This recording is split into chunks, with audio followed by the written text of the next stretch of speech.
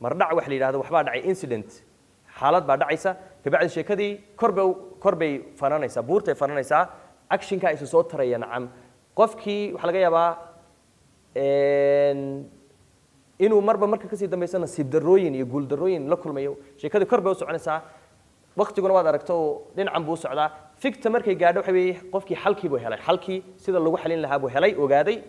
climax fikti kabacdi sheekada wixii intaa ka dambeeya ma sii faran karto waa inay hoos soo dhacday soo degtaa marka waa hal qayb oo kamid ah laakiin sheekooyin waxa jira marka aad taxdiid laga yaabo inay baaxadag leedo kor u soconayso hoos oo de taxana ah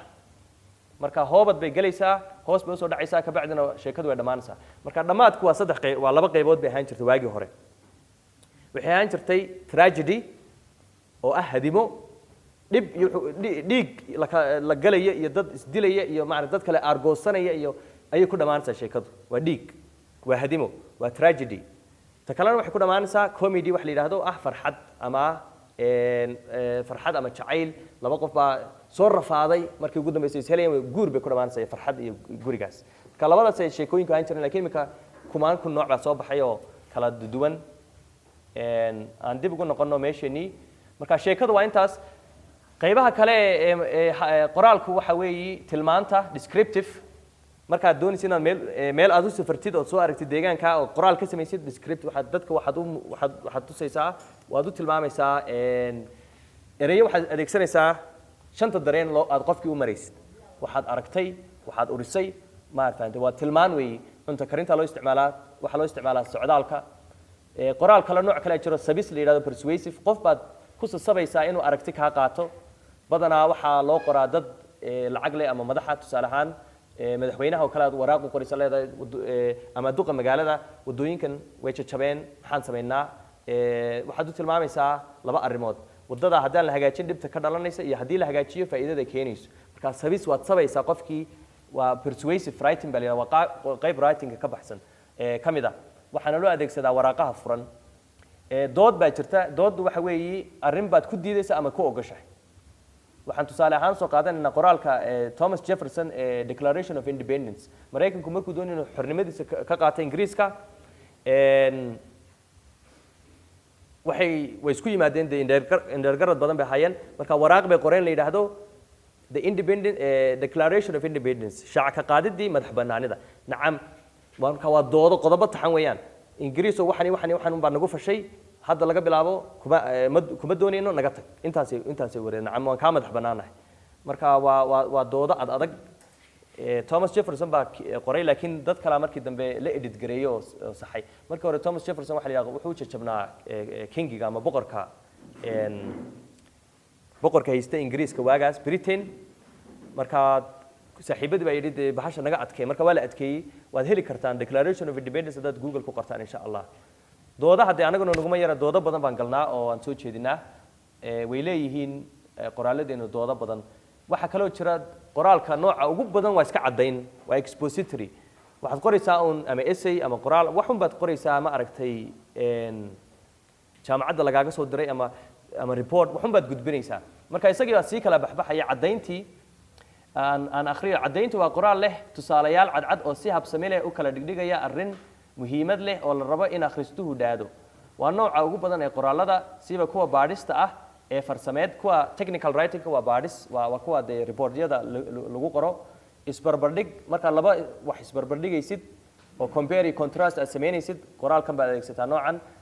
ablayn markaad sameynaysid oo classification imika tusaale ahaan haddaan sugaanta ka hadlayo cadeyntaan adeegsanaya waayo sugaanta dad baan u sharaxayaa miyaan ku doodaya waa maya ma qof baan ku sabeeyaa waa maya ma waxbaan tilmaamayaa laga yaabaa inaan yar tilmaamo laakiin sidaa uma sii tilmaamaye cadeyn weeyaan oo sugaanta waxay tahay baan qeexayaa marka qayb ugu dambaysa ay jirto noocyadan dhan oo lisku daray baa jirta oo marka qayb dood ay ku jirto marka book marka qorayso wax laga qayb inaad ku doodid qayb inaad wax ku cadeysid wixii way isku wada dhex jiraan laakiin noocyada qoraalku waa intaas mid walbana si gooni ah loo sii bartaa haddaba tixdi baan ka hadlaynaa imika tiraabtii waan ka soo gudubnay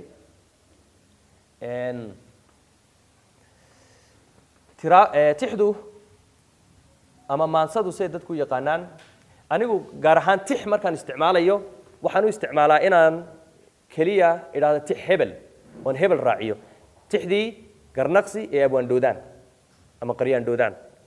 nacam tix markaan isticmaalay xaggaasaan geliyaa oo waxaan ugu talagalay inay ka horeyso un waxa la tilmaamayo waxaanan tusaale ugu soo qaadanayaa ismaaciil mere markuu lahaa tixda gabayga goortaan akhriyey toosan niman jiifay marka laakiin tixdii waxaa loo baahtay maadaama afkeenu aad u jecel yahay waxa la yidhahdo xaraf raaca tiraab iyo tix in la isku dhaweeyo sidii raagowgaas sameeyey markaan anigu leeyahay qaybaha sugaanta waxaa soo hoosgalaa maanso tixduna waa la mid laakiin badanaa maansaan xaggaa geliya iyada laftigeeda maanso waa la isticmaalay waxa la maanse hebel maansadii deeley maansadii daad marka iyadana laftigeeda marka adeegsigu waa ka gooni laakiin waxa la qeexayana waa gooni marka tixdu sideedaba waa laan ka mid ah sugaanta waana hadal bilan cufan taxan oo riiran waa hadal bilnaanshihi wuxuu la wadaagaa tiraabtii cufnaanshihi wuxuu la wadaagaa tiraabtii laakiin wuxuu kaga duwan yahay laba qaybood oo ah taxnaansho meeris inuu u dhigan yahay iyo inuu riiran yahay riiranta waxaa laga wadaa sida aad sawirka ka aragtaan marka dharka la tolo oo dawaarluu dharka dhameeyo dee qayba daraf iyo waxa ku hadhay moogtahay dun iyo wax wixii buu maqas u qatay kaga jara marka jarniinka la jaray way riirnaansho marka ereyga waxaan anu adeegsadaa qayb muhiim ah oo astaan maansada ay leedahay oo ah miisaanka kama bixi karto markaad meeris samaysid miisaanka waa inuu ku socdaa haddaad ka saartid wuu khaldamaya saan arki doono insha allah marka qeexdintu tixdu waa intaas waa hadal bilan cufan taxan oo riiran tixdu waa qaybta ugu mugga weyn ee sugaanteena sugaan ba marka la sheego maansoon baa laga hadlaya dee tix iyo tiraab tiraabta lama soo qaato badanaa oo qoraalkii af soomaaliga 1972 kadib ayuu hirgalay tiraabtu laakiin intii ka horeysay wax yar buu ahayo af dee waxaan ahayn oral society ama dad leh sugaan afeed qaybta ugu mugga weyn ee sugaanta weeye tixdu waxaa ka mid ah maansooyinka golayaashan oo kale laga soo jeediyo shirarka waxaa ka mid ah heesaha iyo ciyaaraha lagu ciyaaro marka heestuna waa laba qaybood sida oo jaamac Umar Ciise qoray waa hees hawleed iyo hees ciyaareed marka heestii hawl haddaad qabanaysid aad ku heesaysay aad waqtiga isku dhaafinaysay sida markii ilmaha yar la sabayo markii ari la raacayo maqashi markii geela la waraabinayo heesu ciiday ka badan yihiin iyagaaba laga yaabaa inay marka qaarkood xiiso gaara ay dadka siiyaan maansada caadigaana way ka murti badan yihiin dadkii dee sameeye lama yaqaano afaf adag bay ku sameeyeen oo ilaa imika wax ka baranay insha allah marka heesahan waa inaan ka digtoonaana hees walba tix ma noqonayso heese waxaa jira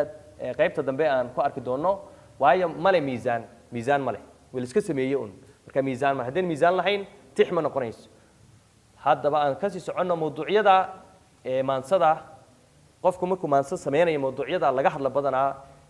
inkastoo maanta ay kasii badan yihiin waayadii hore waxay ahaayeen ammaanta qof baad ammaanaysa ama faras faanka waad ku faanaysaa ama qof baad faaninaysaa digashada diradiraha cayda calaacalka guubaabada waanada kuhaanka waxa way gabayga inaad dadka ku habaartido ma aragtay laba cisho kadib la arko qofkiioo ay ka taalo markaas unbuu kuhaan noqonayaa waxaa la sheegaa wadaadkii la odhanayay faarax nuur allah u naxariistay inuu wiil yar kuhaamay waa oo wiilkii libaax buu isaga soo dhigo libaax unbaa qaatay baa la yidhi kolley anigu maan joogin laakiin sida sheekooyinkan lagu soo wariy waa inaan marka qaarkood ka yara fikirnaa hadday macquul tahay waan qaadan karnaa waxaa kaloo jirtay sugaantan laguma dari jirin waagi hore jacaylka badana waxaa loo maleeyaa cilmi boodhari inay la kowsatay laakiin way ka horeyso weerar bulxan iyo ma aragtay abwaano kalaan maqli jiray inay heeso jacayl oo ma aragtay tiiraanyo liska oynaya ay samayn jireen haddaba tixda dabahuwan soo ma taqaanaan tixda dabahuwan xaggee bay qaybteen ku tirnaa aan kusoo celiyay waxaa laga hadli karaa ammaanta faanka digashada diradiraha cayda calaacalka gubaabada waanada kuhaanka xikmadda iyo jacaylka xaggeen ku tirin karnaa ya maxay way koobsanaysaa ha laakiin qayb bay aad u taabanaysaa qaybta xikmadda murtida xikmad marka lagu leeyahay anigu waan sii saraysanay philosophy weeye nacam noloshay falsafada noloshay ku tilmaamaysa marka qaybaha qaar waad iga raalli ahaanaysaa inaan dedejiyo ayaan ku khasbanahay marka maadaama aan ka hadalnay tixdiina cufnaan leedahay cufnaantii bal aan si kooban uga hadalno cufnaan waxaan ka wadno cufnaantu mar waa murti maahmaah waxay doontaa ahaato waxay kale noqon kartaa in la adeegsado af maldahan af dadan af aan dadka caadiga mararka qaarkood ayna fahmayn af maldii baa markaa farabatay 10 qaybood baa imika xagga nooga muuqda 10 qaybood waxaa qoray Cabdalla Cumar Mansuur buugiisa astaamaha guud ee maansada Soomaaliyeed oo rajaynay inuu dhawaan dib loo daabaco insha Allah waraaqdii aan lahaa ama qoraalkii aan lahaa wuu la socdaana isagoo tiraaba ayuu afmaldu ku dhex jiraa xubnaha afmalda ee keeyay marka isagoo tusaalayaashu ay tiraab yihiin aan xaggan ku arki doonaa waan ka badiyo 12 baan xaggan ka dhigay qaybtan kalena intii Cabdalla Cumar Mansuur waan imka xaggan noogu soo qoray marka inta ma doonayna si kooban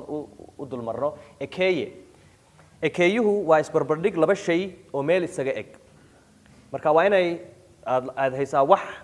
wax kale barbar dhigaysid meel bay isaga egaanayaan marka waxay isaga egaanayaan mararka qaarkood aad sheegi kartaa mararka qaarkoodna ma sheegi kartid laakiin qasab waxa inaad adeegsatid ereyada sida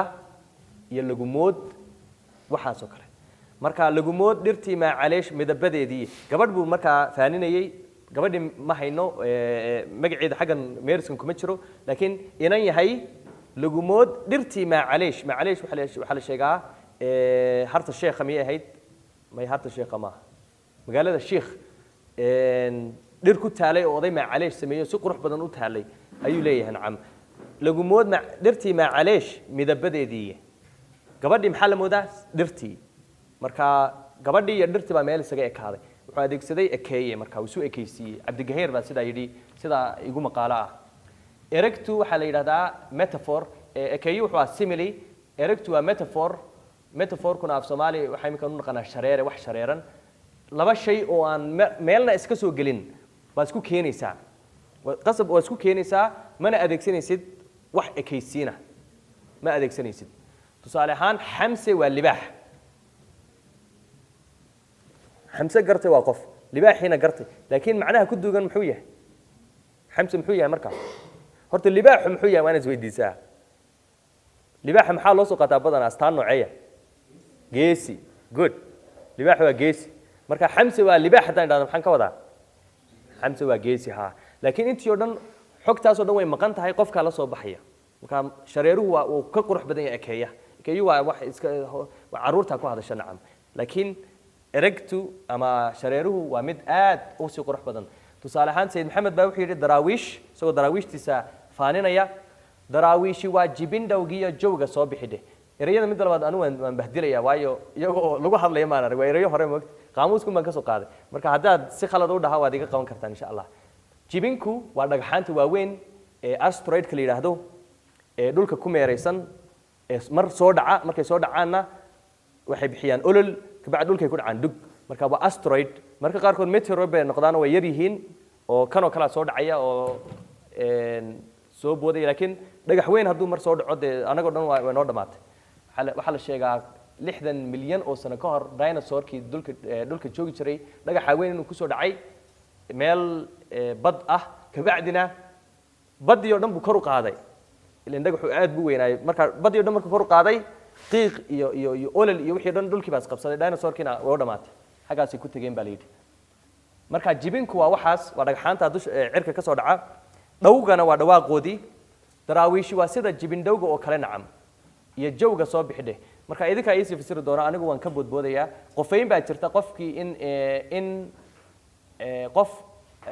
xayawaan waxaan dad ahayn dhagax qof waxay doontaa ahaato aad qofaysid qofayntuna waxa weeye inaad ku halqabsatid oo la hadashid waanad og tahay in wixii hadal kuu soo celinayn hadal kuma soo celinayo marka waad ku halqabsanaysaa waxaa leedahay wuxuu yidhi cali xuseen xirsi allah u naxariistay fiin yahay adaa ololayo oo hin ciirsaday astaqfirullah waxaan doonaya inaan dib u tixraaco ama kubiddi baan ku dhex khalday qofayntu waa inaad xayawaan ama waxaan nooleen aad siisid dareemada dadku say dareemayaan oohin murugo inaad siisid qofayntu waa sidaa nacam inaad qof oo kale ka dhigtidoo waayo waxaad siinaysaa dareenadii dadka astaamihii dadka ayaad siinaysaa marka taasaa qofayn la yidhahda marka xaggan fiintu inay ooynayso ama hadlayso oo laga oohinay maaha laakiin inay ilin ka timaaday ayaa waxay tahay ma aragtay qofayn uu qofay sida qof oo kale uu soo qaaday waayo xayawaanku markay ooyaan de kolley waxa haya xanuun baa haya laakiin ma dareen baa ka oysiya fiintan ooyeysa wuxuu ka hadlayaa waxay la ooyeysaa gobonimadii oon la'nahay ma fiinta waxaa taqaanaa marka dadkii arrimihii dadku siiyey buunbuunin baa jirta buunbuunintu waxa weeye inaad ka badbadisid dee bas oo wixii aad si nacam aad u sheegtid culaysku waxaa kuga hayo raagowgaas allah naxariistay wuxuu yidhi wadnihii miyaa kow ii yidhi kelimadii yeedhay gabadh ayaa la yidhi waraabaa kaa qaaday ama libaax baa kaa qaaday baa la yidhi oo gabadhii waa bes aakhire u hoyatay muxuu sameeyey dee sida koorta iyo cubun buu tiriyey marka waa gabay murugo miirana wuxuu markaa kusoo daray buunbuunin oo ah wadnihii miyaa kow ii yidhi miyaaban dhintayba weeyaan kelimadii yeedhay markii la yidhi gabadhii baa dhimatay okay astaan baa ku jirta astaantu symbolism weeyaan waa in wax aad ka soocataa oo aad wax ku matalataa iminka calanka waxa la yidhaha astaan baa la yidhahdaa waayo calanka wuxuu matalayaa dalkii oo dhan iyo qarannimadii waxyaabo badan buu calanku matalaya marka astaantii baa la yidhaha astaantii qaranka waa calanka marka astaantu marka soo gasho maansada waxaan tusaale usoo qaadanaynaa hasha geela maandeeq waxaa laga dhigay hal u taagan qarannimadii Soomaaliyeed gumaysi baana dhacay aan ka soo dhicina weeye marka tan waa tii geeleyda mooji waxay beeralaydu iyo ma aragtay dhinaca dabatada ama kaluumaysatadu ay iyaduna ku mataleen kulli malaayim baan u maleynayaa ala kulli xaal geeleyda yara awood badan oo iyaga de ku horeeyay maansada kuma horeeyeen iyaga maansadoodu aad noo soo gaadhaaye wuxuu yidhi timcadde allah naxariistee may timcadde ma waa qaasim abwaan qaasim wuxuu yidhi gumaysigu hashuu naga dhaceen gurayay raadkeeda hashii buu markaa tirinaya waxyaabo badan sarbeeb baa jirta sarbeebtu anigoo af ingiriis waan u waayey wax lagu yidhaahdo dadka qaar waxay yidhahaan idiom maaha sarbeebtu waxay af ingiriis ku tahay ilaa imika ma garanaya waxa weeye inaad hadalka didid adoo cabsanaya ama adigoo xishoonaya marka hadalkii baad dadaysaa saahid qamaan wuu odhan karay gabdhihiinna badan feetino gabalba waacayn wuu odhan karay laakiin hadalkii buu qurxiyo uu ma aragtay sarbeebeeyey si aan looga didin oona wadaadka feetin la yidhahdo dib u joogsan marka wuxuu yidhi gamaankiina badan feetino gabalba waacayn marka taasi waa sarbeebtii maakubid baa jirta marka maakubiddu wax kale maaha waxa weeye waad ka hadashiinaysaa ama waad la hadlaysaa oo hadal kuma soo celinayaan xayawaankii iyo wixii aan dadka ahayn calan yahow walhanaya adaan ku warramaya ma timcadda yidhi mase cabdigaheer wallahi ma garanayo laakiin timcadda waxaa qoray abwaan professor cabdalle cumar mansuur alla hadaayey isagaa ku qoray ka saas weeye laakiin waad ogtihiin sugaanta waa la isku qabsadaa meelaha qaarkood maaha inaan ku dhiirano laakiin waxa weeye inaan nacam afeef mar walba dhiganaan dhahnaa qofkii sameeyey ma naqaano calaa kulli xaal xus baa ku xiga xusku waxa weeye si aan muuqan oon dadkao dhan wada ogeyn inaad taariikho hore murtiyo hore aad u soo qaadatid ood gabaygaa ugu darsatid tusaale ahaan macalin maxamuud alla hadaaye macalin maxamuud wuxuu maamulaa macadka af soomaaliga ee jaamacadda jigjiga maalin baan la fadhiyo wuxuu iga sheekeynayey maamul bedelid iyo ma aragtay faragelin ay xukuumadda hore ku haysay jaamacadda jigjiga marka wuxuu yidhi waxay nagu hayeen buu yidhi kaana siib ka nasaar yaa iska leh timcadde samaaha geeraarkiisii ahaa oo calansaarka u qaaday marka aad baan uga helay siduu macalin maxamuud usoo qaatay nacam taariikh isagoonan si dadban qofkaanan garanayn wuxuu maray kaana siib ka nasaar inuu macalin maxamuud afkiisa ka timid oo maaragta wax cusub yahay laakiin waxa weeye xus buu sameeyey raagowgaas waa kale qaabiilba haabiil markuu qoonsaduu dilay u malayn maayo inuu xus buuxa meeriskan yahay laakiin waa sidoo professor kusoo qaatay anna waan ku daayey waxaa ku xiga shanqaraac waxay u yaqaanaan oo ah inaad adeegsato ereyo shanqarhun kuu muujinaya baf maxaa yidhahdaa lafta soo maaha laftii waa baf tidhi qarrac sayid maxamed baa adeegsaday siday kuugu jeexeen magliga jararacdii sheega buu yidhi dee markaad intaa akhrisid oo ma jircoonaysid yah magligu nacam ninkii la odhanayay coofil buu ku diganayay oo u waaye warramayay uu leeyahay markaad jahannamo tagtid kolay waad sii agmari doontaa dadkeenii jannada tagaye adaa koofilow jiitay oon dunida joogayne adigaa jidkii lagugu wadi jimic la'aaneede jahannamo la geeyow haddaad aakhiro u jahato nimankii jannuu kacay warbay jirin insha alleeye jamiicooyinkii iyo haddaad jawhartii aragto muxuu yidhi meerisku muxuu ahaa sida eebbahay kuu jirrabay sida eebbahay ku itixaamay mari jawaabtooda markaasuu ka bilaabay daraawiish jikaar nagama dayn tan iyo jeerkii dheh xaggaasuu ka bilaabay nacam report gudbi buu leeyahay u sheeg jamiicooyinkii dadkii aad laysay dee daraawiishta ahaa marka meer buu kusoo qaatay wuxuu siday kuugu jeexeen magliga jararacdii sheego mar buu wuxuu ka hadlayaa waa graphic ma taqaanaa waxa weeye nacam wax laga cabsanaya ama yaqyaqsi leh oo toos loo soo qaato marka meelaha cabsida waxa dhiig buu ka hadlayaa qof la dirayo la gowracayo lagu jiibinayo waxaas oo dhan marka wuxuu adeegsanayaa wax la yidhaha shanqaraac buu meelaha qaar adeegsanaya raago ogaasna wuxuu yidhi intuu neef ka websiiyey web waxa way dharbaaxay nacam libaaxi intuu neef ka websiiyey sidaa yidhi mehersyadii kale ma hayo waad iga raali ahaanaysaan waxaan kusoo gabagabaynaynaa weersan wax la yidhaahdo weersan waxa weeye inaad hadalka intii laga nixi lahaa ama ma aragtay laga didi lahaa inaad yara dabooshid marka waxaad leedahay sidii inan yar oo hooyadeed aakhiro u hooyatay buu yidhi aakhiro u hooyatay maxaa laga wadaa way dhimatay wey sayid maxamed wuxuu raggaygii la sadqeeyey waxa nacam sadqayntu waxa weeye in wax la gowraco ma aragtay la ducaysto marka raggaygii la laayay mu odhan karee wuxuu yidhi raggaygii sabaan baan raggay ma xasuusto laakiin gabaygaa sabaan bay ku jirtaa raggaygii la sadqeeyey buu yidhi marka wuxuu adeegsaday weerson af ingiriiska euphemism baa lagu yidhaha waxaan o dhan oo af ingiriis ku qoran insha allah waraaqdii aan idiin tilmaamaad ka helaysaan qaybaha balaaqada aniga siday ila tahay sidoo kale waxaa ka mid a laba qaybood waxayna ka mid yihiin labadan qaybood waa muhiim waxay ka mid yihiin bilnaanshaha ereyadii bay saameynayaan waayo ereyadii bilnaansho ereyaday saamaysaa balaaqaduna macnaha iyo murtida guud laakiin balaaqada lagu soo daraa annaga sidii oo kale aan ugu soo daray waxaa ka mid a laba qaybood waan naqaanaa xarafraac waa ereyo isku cod ku bilaabanaya dal dad did waxaas waa ereyo hal alan ka kooban ama hal dhawaaq marka waxay ka bilaaban karaan shaqal waxay ka bilaaban karaan shibane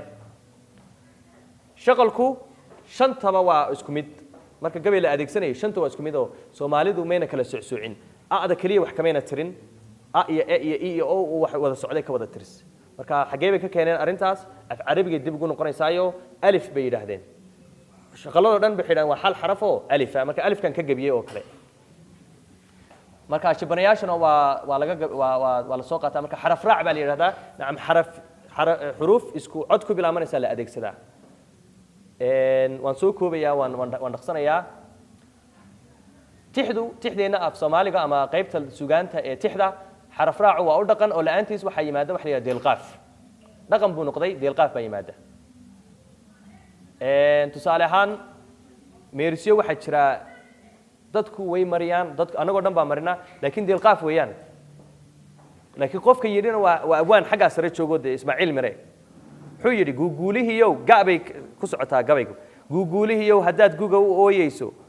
ood mooday keligaa inuu gubayo jiilaalku ood mooday keligaa inuu gubayo jiilaalku gabayga waxaa loogu talagalay laba xaraf inuu soo galo xaraf raaci laba goor mar waxa la yidhaha hojiska qaybta hore marna hooriska xagga dambe ila eega qaybta koobaad guuguulihiyo ga'di way ku jirtaa haddaad guga u ooyeyso tii kalena way ku jirtaa laakiin meeriska labaad waxaa la yidhi ood mooday ama haddaad mooday keligaa inuu hojiskii waan ka baxaya iminka hooriskii baan gelaya inuu waa dee kuma jirin waan ka weynay marka waxay gabyaa weyn oo caana oo ma aragtay waxaanba soo koobsaday u malayn maayo inuu kaga tegey marka waxaan anigu aaneynayaa dadkii gabayga noo soo xawilay ee la yidhaha gabay xambaaradii inay qayb ka mid a lahaayeen marka gabayga ama maansada marmar baa ogaan loo jeedsiiyaa oo qaafiyadana dhinayo ha isku khaldina qaafiyad iyo xaraf raac waa kala laba waan ka hadli doonaa qaafiyadda xaraf raacu waa xagga hore inuu ka soo galo codka waana hal cod keliya hal shay waa ama shibane ama shaqal waa hal midh haddii ogaan loo jeedsiiyo oo tix aad tirisid ood ogaan uga tegtid xaraf raaci waxaa la odhanaya tixdaasi waa jacbur baa la leeyahay abwaandhoodaan baa caan ku ah waa taqaanaan tixa waxaa jira hal xaraf raac aan lagu socodsiin badanaa dhaqanka maansada waxa weeye bilow ilaa iyo dhammaad inay xarafkaa ku socoto bilow ilaa dhammaad ilaahay muu ka dhigo 800 meeris sida hadraawi uu sameeyo ama kumaankun meeris haddaad ka dhigtid bilow ilaa iyo dhammaad waa lagaa rabaa inaad hal xaraf ku socodsiisid laakiin culammadii hore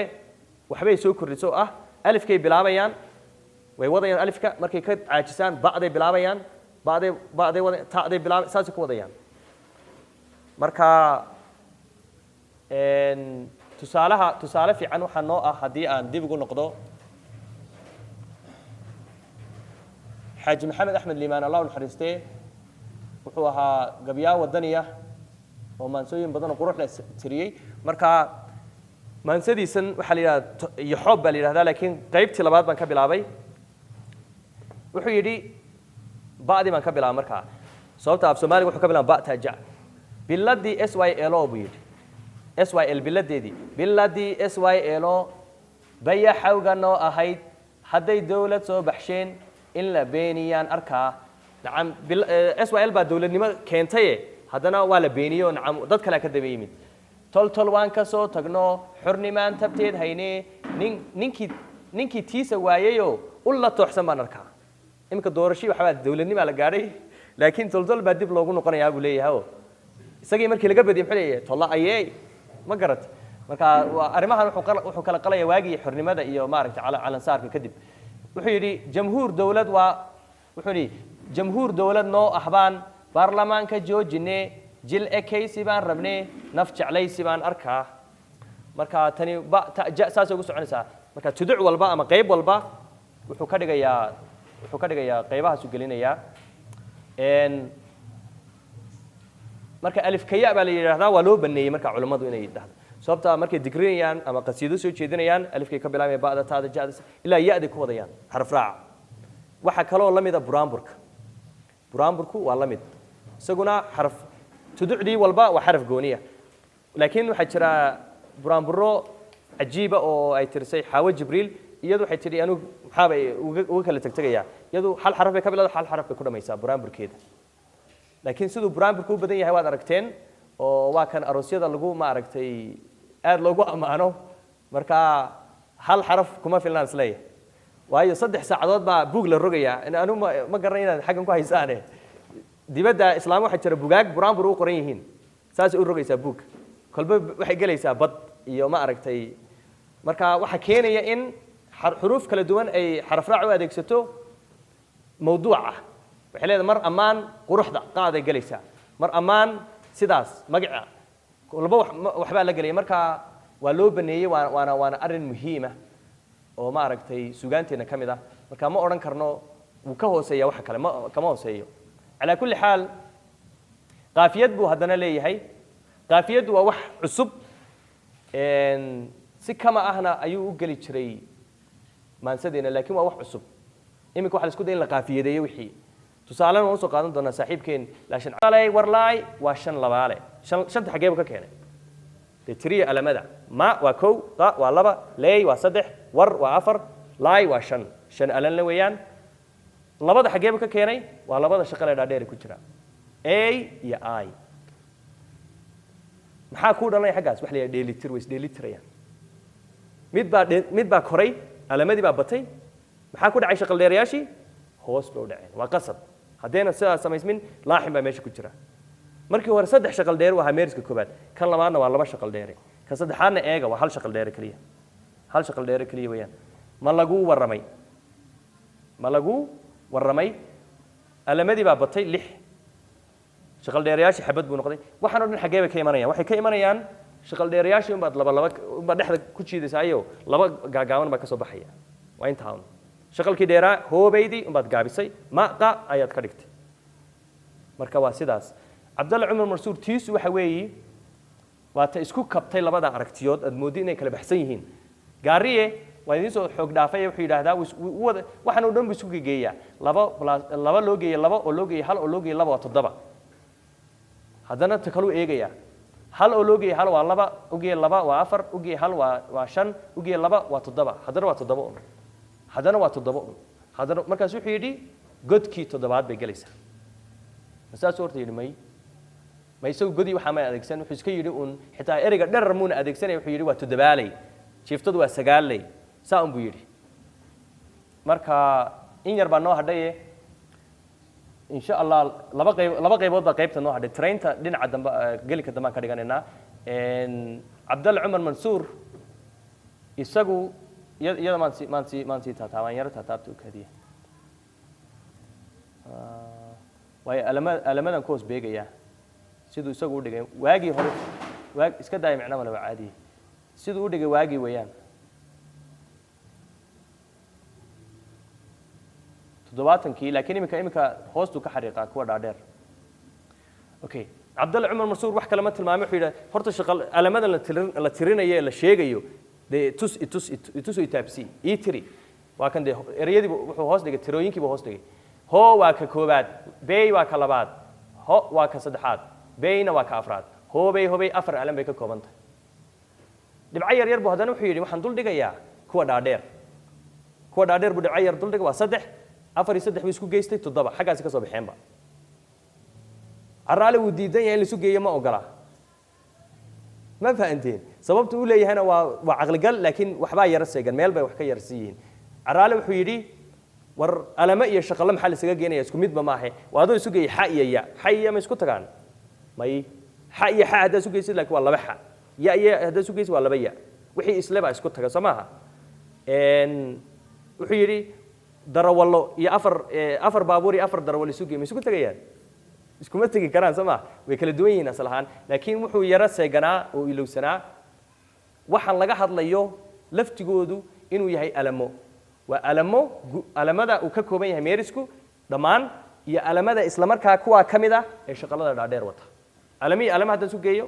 way iskeenaysaa tiradii siduu u sameeyey wadaadka la yidhahdo cabdalle cumar mansuur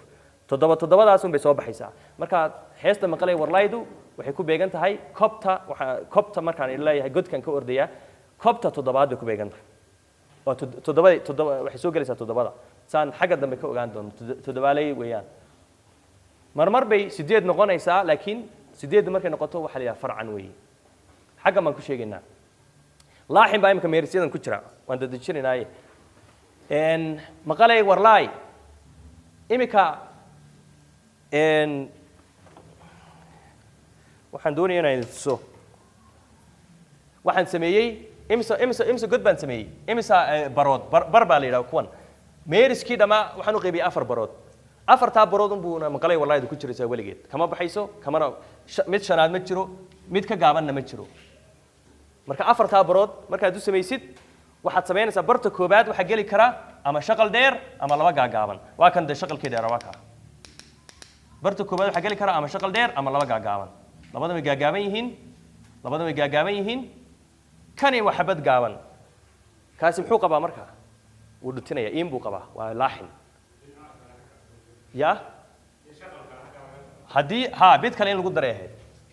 in kelideed laguma dayn karo booska kuwan kale way isbuuxiyeen kuwan kale waan ka hadli doonaa iyaguna way buuxaan marka barta koobaad halkan meeris baa dhutinaya kuwan kale way saxsan yihiin waayo waa mid dheer ama 2 gaagaaban ka labaadna waa sidoo kale hogga labaad ama barta labaad waxaa geli kara mid dheer ama 2 gaagaaban leey guu cali cumar waran dhiig